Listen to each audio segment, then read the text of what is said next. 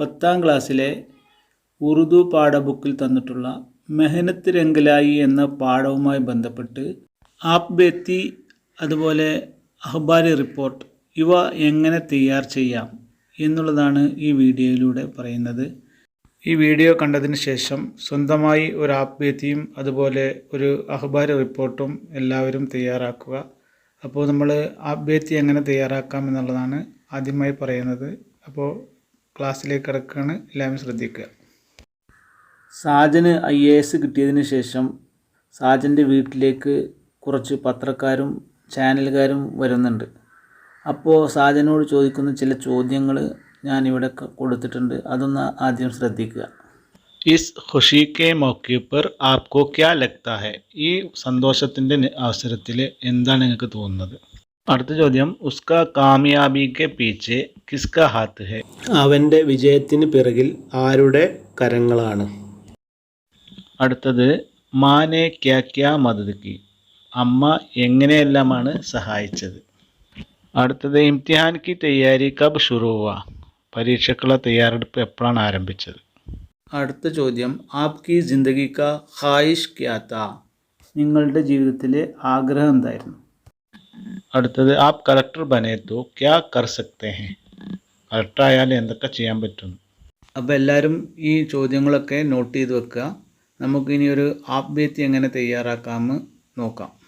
പാഠബുക്കിൽ തന്നിട്ടുള്ള ലക്ഷ്മിയുടെ ആത്മകഥ എല്ലാവരും വായിച്ചിട്ടുണ്ടാവും അല്ലേ? ഒരാൾ തൻ്റെ ജീവിതാനുഭവം മറ്റൊരാളോട് പറയുന്നതിനെയാണ് ആപ് ബേത്തി എന്ന് പറയുന്നത്. നമുക്കൊരു ആപ് ബേത്തി കേൾക്കാം. സാജൻ്റെ ഒരു ആപ് ബേത്തിയാണ്, അതെങ്ങനെയാണെന്ന് നോക്കാം. സാജൻ കി ആപ് ബേത്തി, സാജൻ്റെ ആത്മകഥ.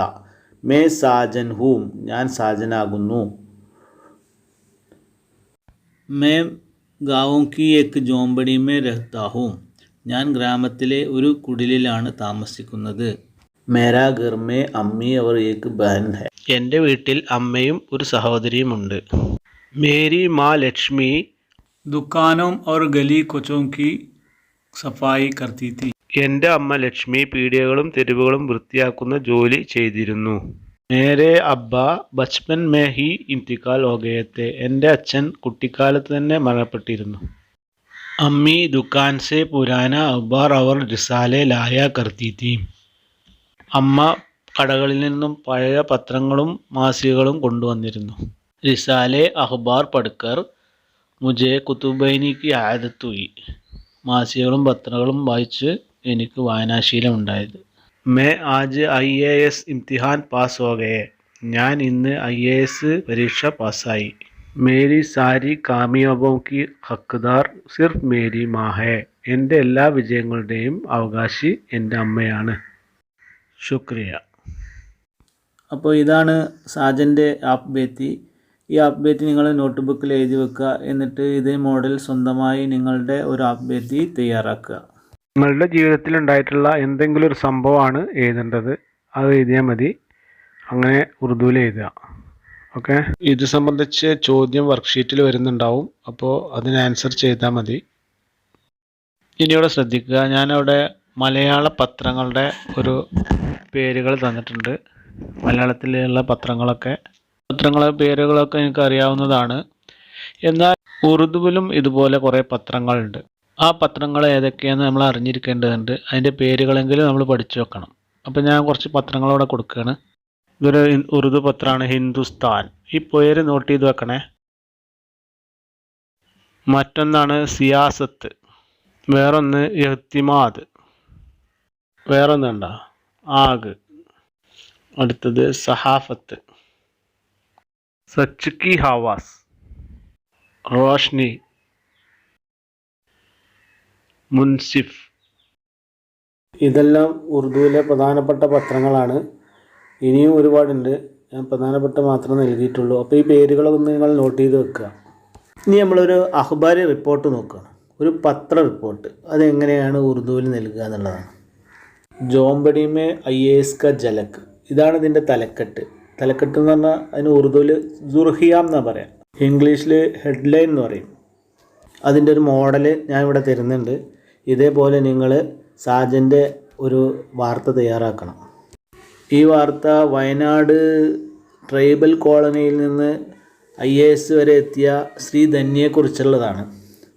അപ്പോൾ ഇത് വായിച്ചിട്ട് നിങ്ങൾ ഇതുപോലെ സാജൻ്റെ ഒരു പത്ര റിപ്പോർട്ട് തയ്യാറാക്കണം.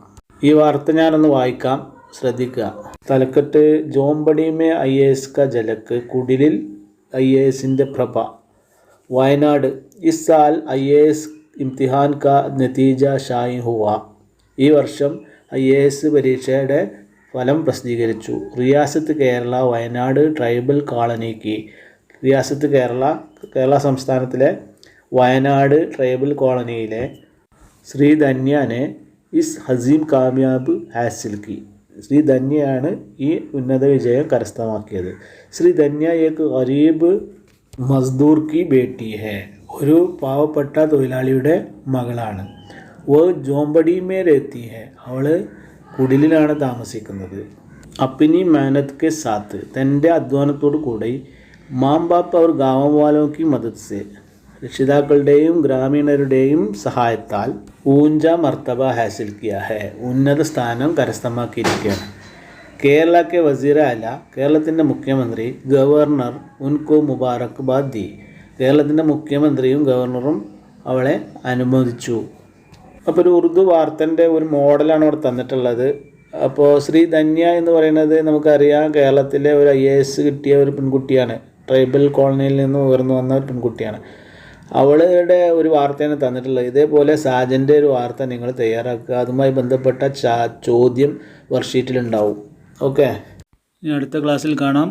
ഹുദാ ഹാഫിസ്.